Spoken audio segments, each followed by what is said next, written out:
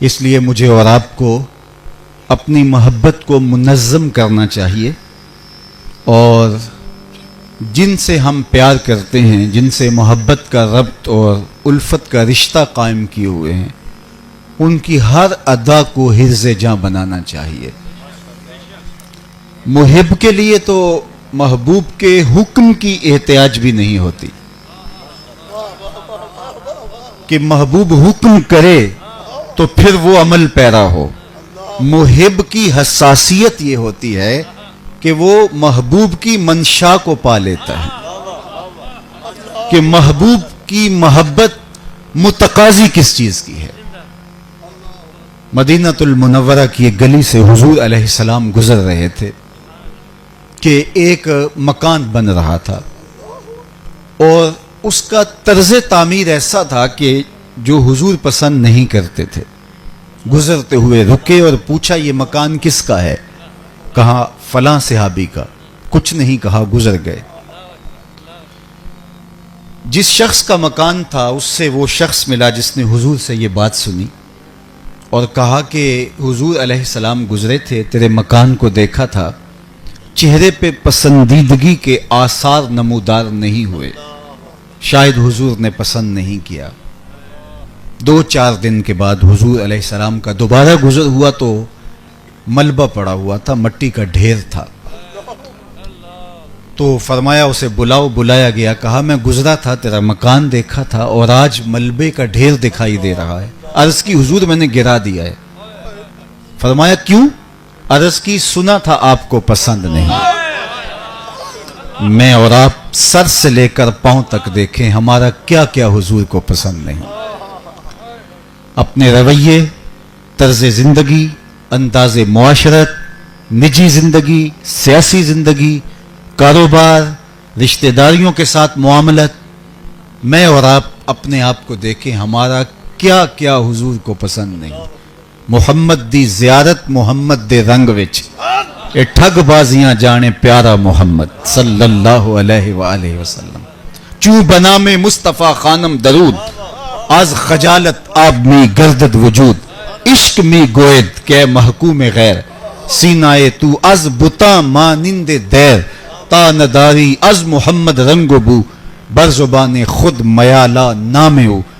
میرے مرشد نے اس کا ترجمہ یوں کیا، یاری لا تو پاک نبی سنگ، اے پر پوری یاری، یاری لا تو پاک نبی سنگ، اے پر پوری یاری، پھر درود قبول ہے تیرا لاکھ نالوں ایک باری۔ ہمارے عمل، ہمارے رویے، ہمارا طرز زندگی یہ بتائے کہ ہم حضور کے نوکر ہیں، ہم حضور کے غلام ہیں۔ میرے استاد فرمایا کرتے تھے کہ یہ نہ ہو کہ لوگ تمہیں پوچھیں تم کون ہوتے ہو اور تمہیں بتانا پڑے کہ ہم مسلمان ہوتے ہیں۔ یہ دیکھو مذہب کے خانے میں اسلام لکھا ہوا ہے۔ فرمایا کرتے تھے صاحب نہ کسی کو پوچھنا پڑے اور نہ تجھے بتانے کی نوبت آئے، تیری وضاحت، تیرا طرز زندگی، تیرا انداز معاشرت، تیرا رویہ، تیرا طرز حیات ایسا ہونا چاہیے تو دور سے آ رہا ہو لوگ کہیں وہ دیکھو حضور کا غلام آ رہا ہے۔ نور آنکھوں میں تو چہروں پہ اجالے ہوں گے، مصطفیٰ والوں کے انداز نرالے ہوں گے۔ یہ کوئی شخص یہ رش کی وجہ سے بے ہوش ہو گیا، آرام سے اٹھا کر کے لے جائیے گا۔ اللہ تعالیٰ صحت دے، عافیت سے نوازے۔ اپنے آس پاس کا خیال رکھ کر کے، ایک دوسرے کے جذبات کا خیال رکھ کر کے راستہ دے دیجئے، یہ ایمرجنسی ہے۔ اور باقی لوگ جو ہیں وہ توجہ فرمائیے گا۔ یہ سیکورٹی والے ان کو اٹھا لیجئے، ایسا ہی ہو جی جی، اللہ جزائے خیر عطا کرے۔ باقی احباب توجہ فرمائیے، اللہ اسے صحت دے اور جلد شفا یاب فرمائے۔ ماحول کے اندر جو گھٹن ہے اور شدت ہے رش کی، اس کی وجہ سے ایسا ہونا ممکن ہے۔ بس ایک دوسرے کا خیال ضرور رکھیے گا تاکہ جو ہے وہ کوئی ایسا کوئی حادثہ رونما مزید نہ ہونے پائے۔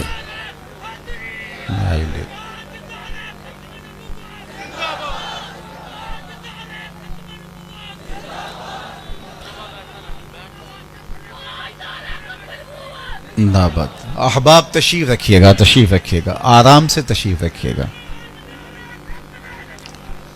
तो मैं अर्ज कर रहा था कि मेरे उस्ताज़ मुकर्रम अलैहि रहमा से ये मनकूल बात है, वो फरमाया करते थे ये ना हो कि लोग तुम्हें पूछें तुम कौन होते हो और तुम्हें बताना पड़े कि हम मुसलमान होते हैं, ये देखो मज़हब के खाने में इस्लाम लिखा है।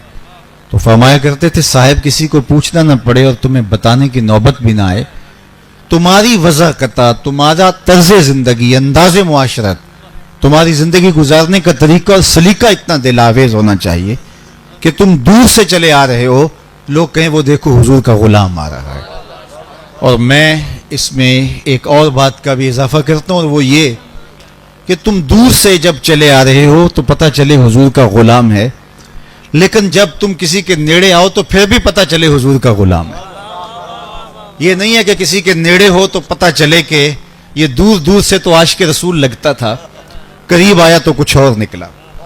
दूर से तो अच्छा भला मोमिन और मुसलमान लगता था, लेकिन रिश्तेदारी करके देखा तो माजरा कुछ और निकला। कारोबार करके देखा, उधार दे के देखा तो मामला कुछ और देखा। उसके लहजे में यूं तो बर्फ थी, लेकिन जो छू के देखा तो हाथ जल गए।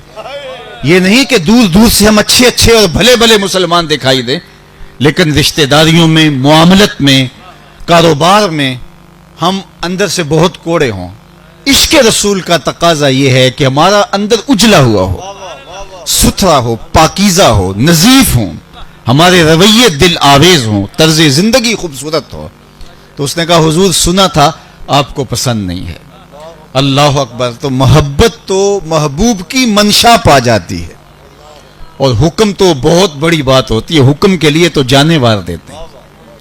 आका करीम अलैहिस्सलाम तशरीफ फरमा थे और मजलिस नूर जमी थी कि एक साहिब आए और उन्होंने आके हुजूर अलैहिस्सलाम से सलाम अर्ज किया, मुसाफा करना चाहा, लेकिन आका करीम ने एराज कर लिया, रुख फेर लिया। तो वो समझे शायद हुजूर ने इल्तिफात नहीं किया। इत्तिफाकन बाज़ हो जाता है, रश में मेरे साथ भी ऐसा होता है, एक आदमी इधर से पुकार रहा है, एक इधर से पुकार रहा है, तो किसको पजीराई बख्शें और किसको नज़रअंदाज करें। तो जिधर नज़र पड़ गई सो पड़ गई, जिधर रह गई सो रह गई। तो इसमें कसूर नहीं होता, रश में ये मामले हो जाते हैं। तो उसने समझा शायद हुजूर ने इल्तिफात नहीं फरमाया, तो जिधर हुजूर का रुख था जाके उधर से सलाम पेश किया। तो आका करीम ने फिर इराज कर लिया। समझ आ गई कि हुजूर नाराज हैं, लेकिन ये समझ नहीं आ रही थी कि नाराजगी का सबब क्या है। तो वो नाराज होकर चले नहीं गए कि मुझे मेरे से नाराज क्यों हैं। आजकल तो ये भी होता है कि एक मिनट नहीं लगता, कोई बहाना चाहिए लोगों को दीनी लोगों से रूठने का। तो उसने सहाबा से पूछा कि हुजूर अलैहिस्सलाम ने मुझसे एराज किया है और मेरे सलाम का जवाब इरशाद नहीं किया, शायद मुझसे नाराज हैं, तो मैं तो नहीं जान सका।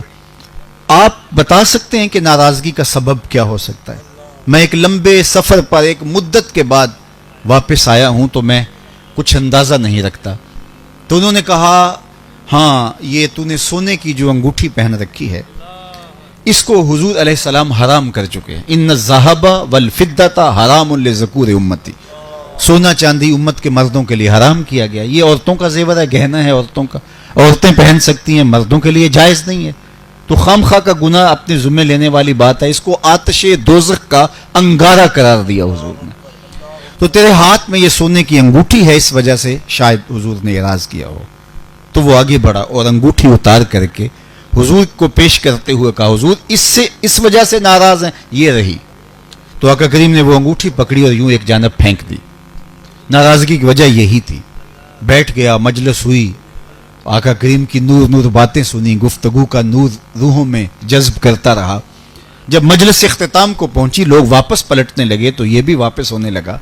तो किसी ने इशारा करके कहा वो अंगूठी तो उठा लो, तुम तो नहीं पहन सकते, लेकिन तुम्हारी बीवी तो शरअन पहन सकती है, औरतों के लिए तो जायज है, कीमती धात है, सोना है, तो वो तो उठा लो। तो सहाबी ने जो जवाब दिया वो लफ्ज सुन लीजिए। उसने कहा वल्लाहि ला आखुजुहु अबदा वक़द तरहहु रसूलुल्लाह सल्लल्लाहु अलैहि वसल्लम। कहा अल्लाह की कसम मैं इसे कभी भी नहीं उठाऊंगा जिसको मेरे हुजूर ने फेंक दिया है। ये सोना है, हीरा है, लाल है, जवाहर है, मोती है, पखराज है, कुछ भी है, पड़ा रहे, मैं नहीं उठाऊंगा, इसलिए कि इसको मेरे हुजूर ने फेंक दिया।